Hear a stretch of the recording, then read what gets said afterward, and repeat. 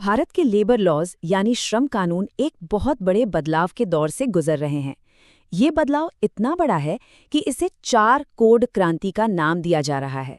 आज हम यही समझेंगे कि इस क्रांति का मतलब क्या है और इसका करोड़ों लोगों की जिंदगी पर क्या असर पड़ सकता है। तो चलिए देखते हैं कि आज हम क्या-क्या जानने वाले हैं। सबसे पहले तो ये समझेंगे कि भारत के लेबर लॉज इतने उलझे हुए क्यों थे। फिर इन 4 नए कोड्स को करीब से देखेंगे। इसके बाद बात करेंगे कि इन कोड्स में असल में है क्या कोई नया नेशनल वेज आने वाला है, और आखिर में इन सुधारों का भविष्य क्या है। तो आखिर सवाल यही है कि इतने बड़े रिफॉर्म की, इतने बड़े बदलाव की जरूरत पड़ी ही क्यों? क्या पहले के कानून इतने खराब थे? चलिए भारत के लेबर लॉज की उलझी हुई दुनिया पर एक नजर डालते हैं। ये आंकड़ा सच में चौंकाने वाला है। भारत की 90% वर्कफोर्स, मतलब जो लोग इनफॉर्मल सेक्टर में काम करते हैं, उन्हें पुराने कानूनों से लगभग कोई कानूनी प्रोटेक्शन, कोई सुरक्षा मिली ही नहीं थी। सोचिए, सिर्फ 10% लोगों को ही कुछ हद तक कानूनी संरक्षण मिलता था। ये कितना बड़ा गैप है। 140 से भी ज्यादा लेबर लॉज। जरा सोच कर देखिए, अगर कोई छोटा बिजनेस चला रहा हो तो क्या वो इन सभी कानूनों को फॉलो कर पाएगा? ये किसी बुरे सपने जैसा था। इससे न सिर्फ बिजनेस चलाने में मुश्किल होती थी, बल्कि करप्शन को भी बढ़ावा मिलता था। और इस कॉम्प्लेक्स सिस्टम का नतीजा क्या हुआ? एक मिसिंग मिडिल बन गया। मतलब छोटे बिजनेस कभी बड़े ही नहीं हो पाए क्योंकि कानून बहुत मुश्किल थे। ज्यादातर प्रोविजंस इतने पुराने थे कि वो आज की टेक ड्रिवन इकोनॉमी के लिए फिट ही नहीं बैठते थे। और तो और हायरिंग और फायरिंग के नियम इतने सख्त थे कि कंपनियां नए लोगों को नौकरी देने से भी हिचकिचाती थी। तो इस कानूनी भूल भुलैया से निकलने का रास्ता क्या था? सरकार इसके लिए एक बहुत बड़ा, एक बोल्ड सॉल्यूशन लेकर आई। चलिए देखते हैं कि ये समाधान आखिर है क्या। 29 अलग अलग कानूनों को घटाकर सिर्फ 4 सिंपल कोड्स में बदल दिया गया। मतलब एक बहुत बड़ी सफाई हुई। ये 4 कोड्स हैं: wage code, industrial relations code, social security code और occupational safety, health and working conditions code. हर कोड का एक स्पेसिफिक मकसद है। तो इन कोड्स का मकसद क्या था? सबसे पहला और सबसे जरूरी, सिंप्लीफाई करना, यानी चीजों को आसान बनाना। दूसरा, वर्कर्स का भला करना, खासकर उन गिग वर्कर्स का जो हमारे लिए खाना डिलीवर करते हैं या कैब चलाते हैं। साथ ही बिजनेस करना आसान बनाना और टेक्नोलॉजी का इस्तेमाल करके ये पक्का करना कि कानून सिर्फ कागज पर न रहें। ठीक है, तो ये तो हो गई बड़ी बड़ी बातें।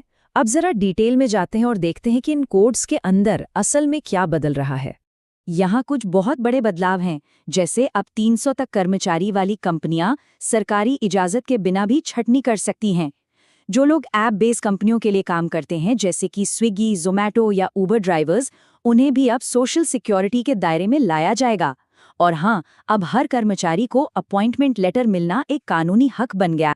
अब आते हैं उस बदलाव पर जो शायद इस पूरे रिफॉर्म का सबसे बड़ा और सबसे एम्बिशियस हिस्सा है, भारत के मिनिमम वेज सिस्टम को पूरी तरह से बदलना।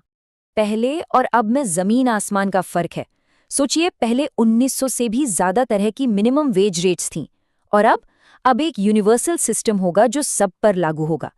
पहले अलग अलग राज्यों में दिहाड़ी में बहुत फर्क होता था, लेकिन अब केंद्र सरकार एक नेशनल फ्लोर वेज तय करेगी और कोई भी राज्य उससे कम मजदूरी नहीं दे पाएगा। ये एक बहुत बड़ा कदम है। और ये प्रॉब्लम कितनी बड़ी थी, इसका अंदाजा इस बात से लगाया जा सकता है कि एक रिपोर्ट के मुताबिक भारत में हर 3 में से 1 मजदूर को मिनिमम वेज कानून का कोई प्रोटेक्शन ही नहीं था।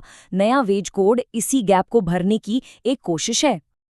वैसे ये जानना भी दिलचस्प है कि मिनिमम वेज का मुद्दा कोई छोटा मोटा मुद्दा नहीं है। ये इतना कॉम्प्लेक्स है कि इस पर नोबेल प्राइज तक मिल चुका है, और दुनिया भर के इकोनॉमिस्ट इस पर बहस करते हैं कि इसका इकोनॉमी पर आखिर असर क्या होता है। लेकिन सवाल ये है कि क्या ये सब काफी है? एक्सपर्ट्स का मानना है कि कई घरेलू और खेतीबाड़ी से जुड़े मजदूर अभी भी इस कानून के दायरे से बाहर हैं, और जिस फॉर्मूला से मजदूरी तय होती है वो भी बहुत पुराना है, जो सिर्फ खाने की कैलोरी पर आधारित है। और एक बहुत ही चौंकाने वाली बात, ये फॉर्मूला महिलाओं के लिए कम कैलोरी की खपत मानता है, जो एक तरह का जेंडर बायस दिखाता है। तो इन सब चुनौतियों को देखते हुए आगे का रास्ता क्या है? एक्सपर्ट्स क्या सलाह देते हैं? तो सुझाव ये हैं कि मिनिमम वेज में सिर्फ रोटी ही नहीं, बल्कि कपड़ा, मकान, शिक्षा, हेल्थ केयर, ये सब शामिल होना चाहिए। और ये पक्का करने के लिए कि लोगों को उनका पैसा मिले, टेक्नोलॉजी का इस्तेमाल हो, जैसे कि सैलरी सीधे बैंक अकाउंट में भेजी जाए और शिकायत करने के लिए मोबाइल ऐप्स हों। तो आखिर में सबसे बड़ा सवाल यही है, कानून तो किताबों में आ गए हैं, पर क्या ये कानून जमीन पर करोड़ों मजदूरों की जिंदगी को बेहतर बना पाएंगे?